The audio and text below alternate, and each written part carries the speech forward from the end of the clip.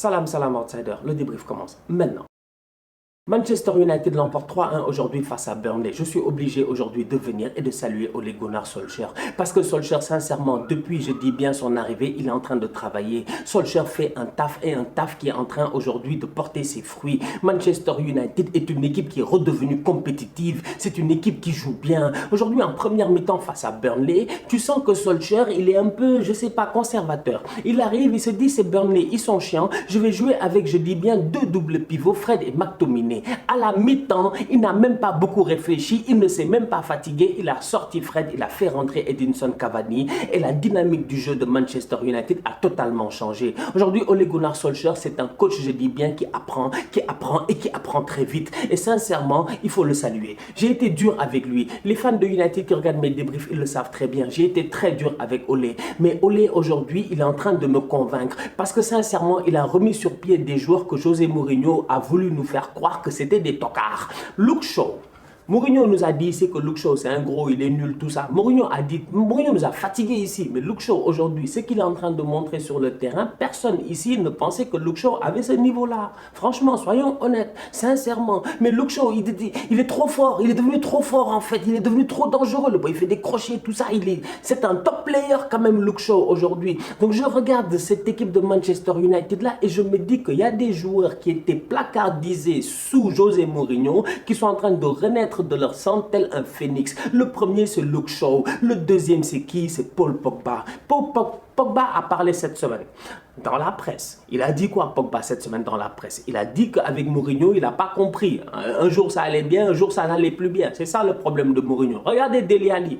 Il est venu ici, Amazon Original, on a tous vu le documentaire. Il est venu ici nous blaguer avec Dele Alli. Ouais, Dele, I love you, I believe in you. Je ne sais même pas ce qu'il lui a dit. Il lui a dit plein de choses pour essayer de l'amadouer. Tout ça pour que Dele aujourd'hui soit sur le banc en train de cirer le banc comme du n'importe quoi. Aujourd'hui, je suis désolé. Mourinho a voulu nous vendre que certains boys ne pouvaient pas se gérer. Alors qu'en réalité, tout est une question, je dis bien, de relation entre le joueur et le coach. Et tu te rends compte que Ole Gunnar Solskjaer, franchement, il a une tête d'un mec sympathique.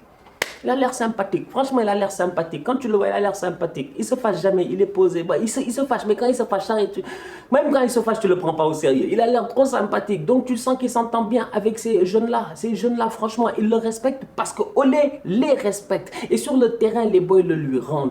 Paul Pogba, c'est devenu un joueur quand même, franchement, ces derniers temps, il est sensationnel. Il est sensationnel. Tu le mets à gauche, il fait le match. Tu le mets à droite, il fait le match. Tu le mets en milieu défensif. Paul Pogba, c'est... Mais ça, c'est le Pogba qu'on connaît. Ça c'est Paul. Ça c'est Paul. C'est-à-dire qu'il y a beaucoup de gens ici, peut-être qu'ils ne connaissent pas Paul, mais le vrai Paul, je dis bien, qui était à la Juve en train de boss around le milieu de terrain, c'est ce Paul Pogba là qu'on voit aujourd'hui, je dis bien, sur le terrain à Manchester United. Donc aujourd'hui, je suis désolé, j'en arrive à une seule conclusion. Ole Gunnar Solskjaer a fait évoluer cette équipe là. D'autant plus qu'en termes de chiffres, il reste encore combien de matchs? 5-6 matchs. Ils ont déjà égalé le nombre de points qu'ils avaient l'année passée. Si ça, c'est pas de l'évolution, c'est quoi l'évolution? Évoluer, c'est bien, s'améliorer, c'est encore mieux. Parce qu'aujourd'hui, cette équipe-là, elle a évolué. Maintenant, il va falloir qu'elle s'améliore. Et là où elle doit s'améliorer, c'est surtout sur les individualités de certains joueurs sur le terrain. Je suis désolé, Maguire, le but qu'il prend de Tarkowski, là, il fait exprès. Mais Tarkowski, tout le match, il a bouffé Maguire. Tous les coups de pied arrêtent Tarkowski. Mais c'est...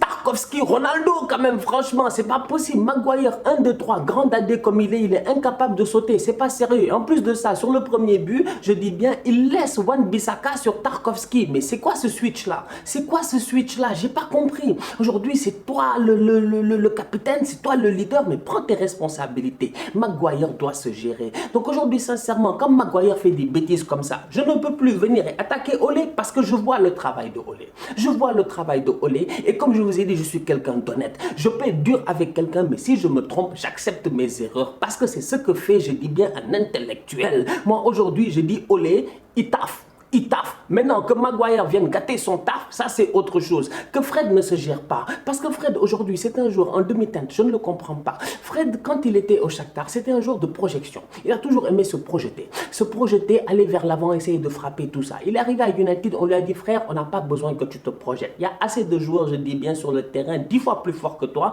pour aller travailler dans les 40 derniers mètres. On a besoin d'un Fred qui soit beaucoup plus proche, je dis bien, de sa défense centrale. Qui soit là, je dis bien, dans cette position, peut-être de meneur de jeu reculé. Mais aujourd'hui, Fred, il te donne des top performances, après il te donne une performance pourrie. Donc voilà, j'ai dit bien des individualités qui doivent essayer de se gérer, franchement. Donc sincèrement, cette équipe de United là, je la regarde aller et je me dis, elle a évolué, elle doit essayer de s'améliorer. Mais l'amélioration passe aussi à travers certaines individualités. Des boys qui ne vont sûrement pas vendre, des boys qui vont sûrement rester ici. Maguire, 80 millions de Leicester, vous-même vous savez, ils ne vont pas le vendre. Donc aujourd'hui, Maguire, franchement, s'il décide de ne pas évoluer, il ne fait que mettre des bâtons dans les roues de Olé. Donc Maguire, fais un effort. J'attaque certains joueurs au niveau de leurs améliorations, mais j'oublie pas aussi d'attaquer Olé au niveau de son amélioration. Olé doit apprendre à son équipe à jouer avec un numéro 9. Le match qu'ils font face à Burnley aujourd'hui, je vois les sorties de balles du Real, voilà. Lapsus révélateur. Manchester United, pour moi, ils ont les sorties de balles comme le Real, je dis bien, des sorties rapides, des sorties, je dis, explosives. Et c'est passé aujourd'hui à travers un joueur qui a été sensationnel, c'est Marcus Rashford. Tu vois ce qu'on demande à Vinicius, c'est ça que Rashford a fait aujourd'hui. Vini, s'il te plaît, je sais que tu vistas los débriefs.